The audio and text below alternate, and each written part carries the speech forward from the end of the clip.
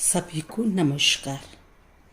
आज हम गृह प्रबंधन में निर्णय प्रक्रिया को पढ़ने जा रहे हैं। निर्णय प्रक्रिया जो है गृह व्यवस्थापन प्रक्रिया का प्रमुख केंद्र बिंदु है। ये संपूर्ण व्यवस्था प्रक्रिया को प्रभावित करता है। निर्णय एक विचारपूर्ण प्रक्रिया है, इसलिए इसे मानसिक प्रक्रिया भी कहा गया है। देखो, कुछ निर्णय व्यक्ति द्वारा अकेले लिए जाते हैं, कुछ निर्णय सामूहिक रीति से लिए जाते हैं। निर्णय प्रक्रिया का कभी अंत नहीं होता, क्योंकि मानवीय जीवन में समस्याएं आती रहती है और इन समस्याओं को सुलझाने के लिए हमें निर्णय लेना पड़ता है। साधन सीमित है, समस्याएं असीमित है। अतः समस्याओं के निदान हेतु किन साधनों का कहाँ, कैसे, कब और क्यों उपयोग किया जाए, इस संबंधी में निर्णय लेना होता है। वास्तव में सफल व्यवस्थापन प्रक्रिया विवेकपूर्ण एवं व्यवहारिक निर्णयों पर आधारित होती है एवं योग्य निर्णय अनुभव, शिक्षा, ज्ञान की सहायता से लिए जाते हैं। अच्छा, इसके अतिरिक्त हम देखते हैं कि जब व्यक्ति के पास कार्य करने के अनेक तरीकों या विकल्प उपलब्ध होते हैं तथा इनमें से श्रेष्ठ विकल्प का उसे चयन करना होता है, तब निर्णय लेने की स्थिति उत्पन्न होती है। इसमें से कौन सा तरीका विकल्प सर्वोत्तम होगा, इसका चयन करना ही निर्णय लेना कहलाता है। प्रसिद्ध विद्वान डकर ने कहा है कि निर्णयन विभिन्न विकल्पों के मध्य चयन है। ठीक है, मतलब निर्णय व्यवस्थापन प्रक्रिया का महत्वपूर्ण केंद्र बिंदु है। निर्णय प्रक्रिया प्रबंधन का प्राथमिक और सबसे महत्वपूर्ण कार्य है। यह गृह व्यवस्था का हृदय है। इसके बिना गृह प्रबंधन का कोई महत्व नहीं है। यह एक केंद्र बिंदु है जिसकी परिधि के रूप में गृह व्यवस्था चलती है। भावी कार्यक्रम के प्रति निर्णय एक प्रकार से पूर्व अनुमान है।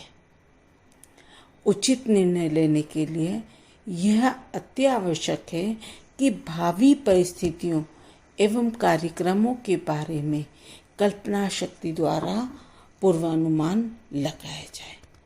तो आप लोगों को ये समझ में आया होगा कि निर्णय बहुत आवश्यक है, तभी हमारा गृह प्रबंधन क्या होता है, पूर्ण होता है। गृह प्रबंधन के प्रत्येक चरण में हमें निर्णय लेने होते हैं, चाहे वह आयोजन हो, चाहे संगठन हो, चाहे नियंत्रण हो, चाहे मूल्यांकन हो। अच्छा, निर्णय प्रक्रिया क्या है, इसको विभिन्न विद्वानों ने अलग अलग तरीके से परिभाषित किया है। इसमें से हम कुछ की परिभाषाओं का यहाँ डिस्कशन करते हैं। जॉर्ज आर टेरी ने कहा है कि निर्णय लेना किसी कसौटी पर आधारित दो में से अधिक संभावनाओं या दो में से अधिक संभावित विकल्पों में से किसी एक का चयन है। मतलब इन्होंने कहा है कि किसी भी कसौटी पर या किसी भी स्थिति में क्या होता है, दो या दो से अधिक अगर संभावित विकल्प हैं, उसमें से किसी एक को चयन करना क्या कहलाता है, निर्णय लेना होता है। GLS सोकल ने भी कहा है, निर्णय लेना रचनात्मक मानसिक क्रिया का वह केंद्र बिंदु होता है जहाँ ज्ञान, विचार, भावना तथा कल्पना कार्यपूर्ण के लिए संयुक्त हो जाते हैं। मतलब ये भी क्या है, एक मानसिक क्रिया है। इन्होंने कहा है एक रचनात्मक मानसिक क्रिया का केंद्र बिंदु का है, और इन्होंने ये भी कहा है कि इस क्रिया में क्या होता है, कार्य को करने के लिए हमारे ज्ञान, विचार, भावना, कल्पना आदि संयुक्त रूप में आकर फिर निर्णय लेते हैं। मतलब इन सभी का इसमें महत्व होता है, इन्हीं के आधार पर ही हम निर्णय ले पाते हैं। एलन के अनुसार निर्णयन वह कार्य है जिसे एक प्रबंधक किसी निर्णय पर पहुंचने के लिए करता है। ठीक है। फिर निकल एंड डॉर्सी के अनुसार निर्णय प्रक्रिया की धारणा में समस्याओं को परिभाषित करना, खोज करना, तुलना करना और क्रिया की विधि का चयन करना सम्मिलित होता है। इस प्रकार निर्णय प्रक्रिया किसी समस्या के हल के लिए अनेक संभावित विकल्पों में से किसी एक का चयन है। मतलब इन्होंने भी यही कहा कि जो भी समस्या है उसे परिभाषित करो, उसको खोजो, उसकी तुलना करो, उसकी क्रियाविधि का चयन करो और फिर किसी समस्या को हल करने के लिए विभिन्न विकल्पों में से एक विकल्प का चयन करना ही क्या कहलाता है, निर्णय प्रक्रिया कहलाता है। कुंटज और डोनेल ने कहा है, किसी क्रिया को करने के लिए विभिन्न विकल्पों में से किसी एक का वास्तविक रूप में चयन किया जाना निर्णय लेना है। वही बात है कि विभिन्न विकल्पों को में से किसी एक विकल्प को चयन करना किसी भी कार्य को करने के लिए, उसे हम निर्णय लेना कहते हैं। ग्रॉस एंड केंडल ने कहा है, प्रबंधन प्रक्रिया के विभिन्न चरण वस्तुतः निर्णयों की एक श्रृंखला मात्र है, जिसमें प्रत्येक निर्णय अंतिम निर्णय पर आधारित होता है। वही चीज़ें फिर इन सभी डेफिनेशनों के आधार पर, या फिर हम हर्बर्ट साइमन की डेफिनेशन पर भी विचार कर लेते हैं, चर्चा करते हैं। उन्होंने अपने शब्दों में कहा है, निर्णय प्रक्रिया में 3 अवस्थाएं सम्मिलित होती है। उसमें पहली अवस्था है निर्णय लेने के अवसरों का पता लगाना, दूसरी है कार्य करने के संभावित क्रमों का पता लगाना और तीसरी है कार्य करने के क्रमों का चयन करना। तो इस आधार पर हम ये कह सकते हैं, मतलब इन सभी डेफिनेशनों के आधार पर हम ये कह सकते हैं कि किसी कार्य को करने या समस्या के समाधान के लिए सभी संभावित विकल्पों में से सर्वोत्तम विकल्प का चयन करना ही क्या कहलाता है, निर्णय लेना कहलाता है। इसमें निर्णयकर्ता का विवेकशील होना आवश्यक होता है। तो ये तो हुई निर्णय की परिभाषा है। अब हम देखते हैं कि निर्णय प्रक्रिया की कुछ विशेषताएं होती है। जैसे कि निर्णय, उसमें हम डिस्कस करते हैं कि पहली जो विशेषता है उसमें है कि निर्णय निरंतर चलने वाली प्रक्रिया है। एक निर्णय लेने से लक्ष्य की पूर्ति होने पे दूसरा निर्णय स्वतः ही निर्मित हो जाता है और इस तरह निर्णय प्रक्रिया पारिवारिक जीवन चक्र के साथ चलता रहता है। दूसरी विशेषता है, निर्णय एक मानसिक क्रिया है। इसमें काफ़ी सोच समझकर तर्क शक्ति का उपयोग किया जाता है। फिर इसकी तीसरी विशेषता है कि निर्णय लेते समय प्रबंधक के समक्ष अनेक संभावित विकल्प होते हैं, उसमें से वह सर्वोत्तम विकल्प का चयन करता है। फिर नेक्स्ट है, निर्णय प्रक्रिया का पहला चरण है, या यूँ कह सकते हैं निर्णय प्रक्रिया प्रबंधन का पहला चरण है और प्रत्येक क्षेत्र में इसकी आवश्यकता होती है, मतलब हर चरण में इसकी आवश्यकता होती है। निर्णय स्वयं में एक लक्ष्य नहीं है, वरन लक्ष्य तक पहुंचने का एक साधन है। निर्णय लेते समय बुद्धि, तर्क, विश्लेषण शक्ति का भी हमें उपयोग करना होता है। काफ़ी सोच समझकर विचार विमर्श करके फिर निर्णय लिया जाता है। निर्णय का कार्य प्रबंधन के समस्त स्तरों पर किया जाता है। ये जरूरी नहीं है कि निर्णय सदैव धनात्मक हो, ये ऋणात्मक भी होते हैं। और किसी कार्य को नहीं करने के लिए भी हमें निर्णय लेना पड़ता है। निर्णय लेने की प्रत्येक प्रक्रिया में मूल्यांकन करना भी जरूरी होता है और इसमें 2 या 2 से अधिक विकल्पों में से सर्वश्रेष्ठ विकल्प का चयन करना होता है। प्रबंधन के समस्त कार्यों में जैसे नियोजन है, संगठन है, नियंत्रण है, समन्वय है आदि सभी में निर्णय बहुत महत्वपूर्ण स्थान रखता है। निर्णय में समय तत्व का भी विशेष महत्व है क्योंकि समय, परिस्थिति और कार्य के स्वरूप आदि में परिवर्तन होने पर निर्णय में भी परिवर्तन हो जाता है। निर्णय में दृढ़ता तत्व महत्वपूर्ण होता है।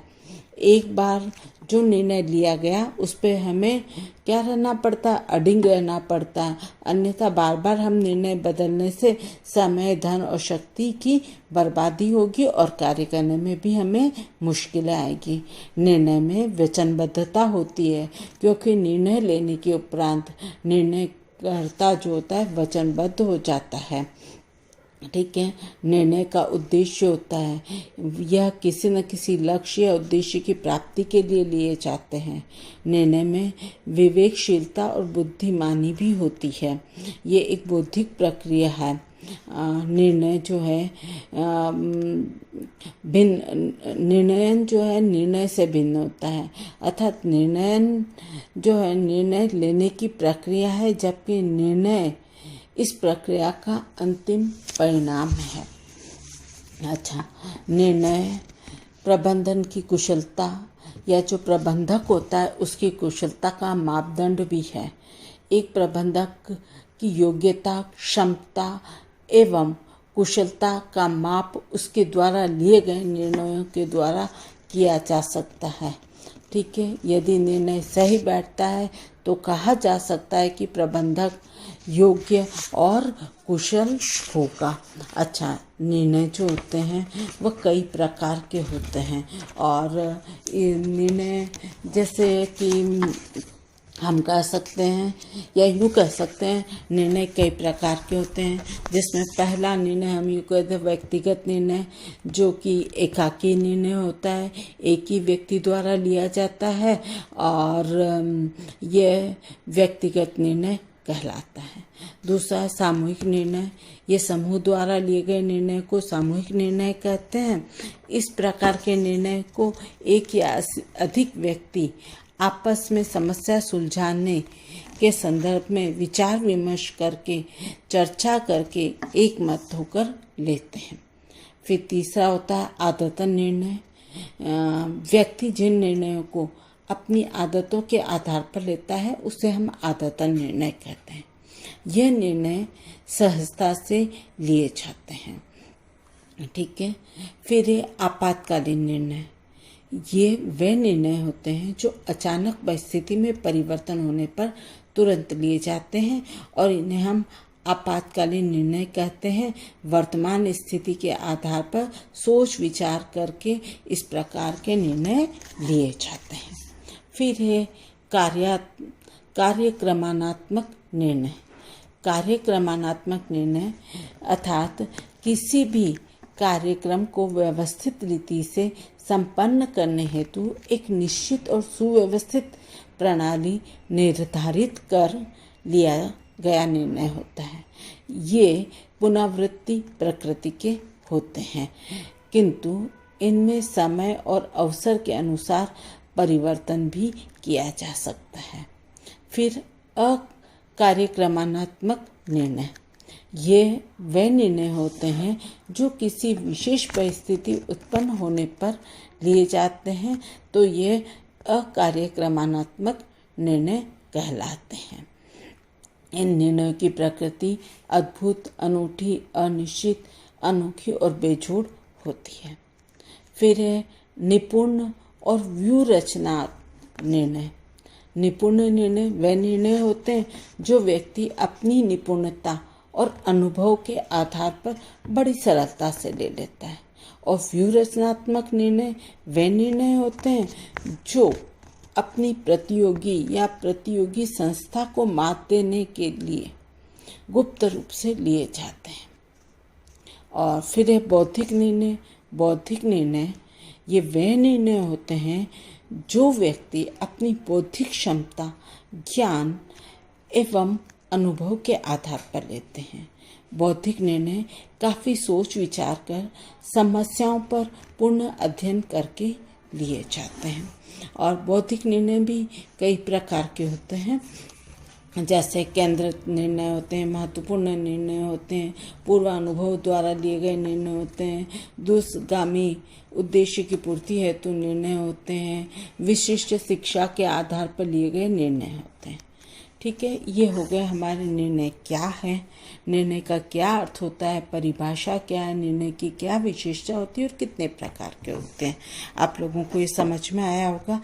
कल हम अपन निर्णय के जो चरण हैं उस पर डिस्कस करेंगे।